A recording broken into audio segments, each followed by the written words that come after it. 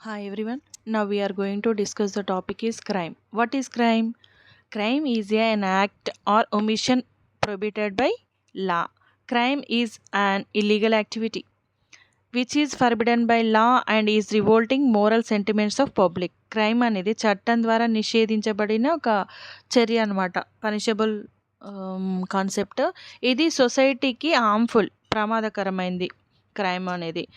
So there are four elements of crime which together constitute a crime. There are human being, second one వచ్చేసి mens rea, actus reus and injury. Elements of క్రైమ్లో ఏముంటాయి అంటే human body, it must be human body అనేది compulsory అనమాట crime ఉండాలి అంటే. Second one mens rea. Mens rea is a Latin term meaning guilty mind. It is a foundational principle in criminal law determining the mental state or intent of a person at the time of committing a crime. అంటే మెన్సరియా అనేది Latin term నుంచి వచ్చింది. ఇది guilty మైండ్ని సూచిస్తుంది. Guilty mind అంటే నేరంతో కూడిన అని అర్థం అనమాట. ఇది చాలా ప్రాథమికమైన విషయం దీంట్లో క్రిమినల్ కేసెస్లో డిటర్మైన్ చేయడానికి. In criminal cases, proving mens rea is crucial because it distinguishes between someone who committed an act accidentally versus intentionally. అంటే క్రిమినల్ లాలో మెన్స్ రియా ప్రూవ్ చేయడం అనేది చాలా కీలకమైన విషయం. ఎందుకంటే ఒక పర్సన్ చేసిన పనిని యాక్సిడెంటల్గా చేసిండా లేదంటే ఇంటెన్షనల్గా చేసిండా అని తెలిస్తేనే కదా పనిష్ చేసేది. So for example, if someone steals knowingly, they have the intent mens rea to commit theft.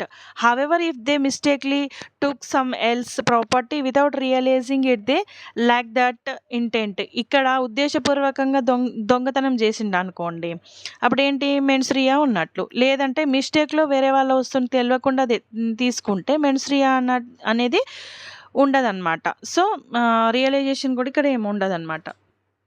Next, now mens rea isn't always the same. There are various levels of mens rea that determine the severity of crime. Let's discuss the main ones. ఏంటంటే men's Riya అనేది అన్నిసార్లు ఒకేలాగా ఉండదు. ఇక్కడ దాని ఉద్దేశాన్ని బట్టి తీవ్రత అనేది ఉంటుంది. సో ఇక్కడ ఏంటి అంటే మెన్స్ రియా తీవ్రతను డిసైడ్ చేసే 4 ఎలిమెంట్స్ ఉన్నాయి. ఏంటి అంటే అవి ఇంటెన్షన్. అంటే ఇంటెన్షన్ ఏంటి, ఫలానా పని చేయాలి అనే ఒక క్లియర్ ఆబ్జెక్ట్ అనేది ఉంటుందన్నమాట. అంటే ఫలానా మర్డర్ చేయాలి ఒక పర్సన్ని అని చెప్పేసి క్లియర్గా ఉంటుందన్నమాట ఆబ్జెక్ట్ అనేది. Second one knowledge. నాలెడ్జ్ ఇక్కడ ఏంటి, డైరెక్ట్ ఇన్వాల్వ్మెంట్ ఏం అవసరం లేదు. ఫర్ ఎగ్జాంపుల్ ఎట్లా అంటే, ఇక్కడ ఒక పర్సన్ దొంగతనం చేసి ఆ వస్తువుని తీసుకొని వచ్చి వేరే అతనికి ఇస్తాడు. తనకి కూడా తెలుసు అదే తను దొంగతనం చేసి తీసుకొచ్చిండని. సో తెలుసు కాబట్టి గిల్టీ మైండ్ ఉన్నట్టే తనకి కూడా. సో అది అక్కడ మెన్స్ రియా ఉన్నట్టు. Next recklessness. ఇక్కడ బైక్ మీద రోడ్ పైన ర్యాష్ డ్రైవింగ్ చేస్తారు కదా, వాళ్ళకి తెలుసు దానివల్ల వేరే వాళ్ళకి హామ్ జరుగుతుందని. తెలిసినా కూడా లైట్ తీసుకొని అట్లనే వెళ్తుంటారు కదా. సో రెక్లెస్నెస్ అంటే మెన్స్ రియా ఉన్నట్లే. Next negligence. ఇక్కడ ఏంటంటే నెగ్లిజెన్సీ, కొంతమంది పిల్లల్ని రోడ్ పైన వదిలేస్తారు కదా నార్మల్గా ఆడుకుంటూ ఉంటారు.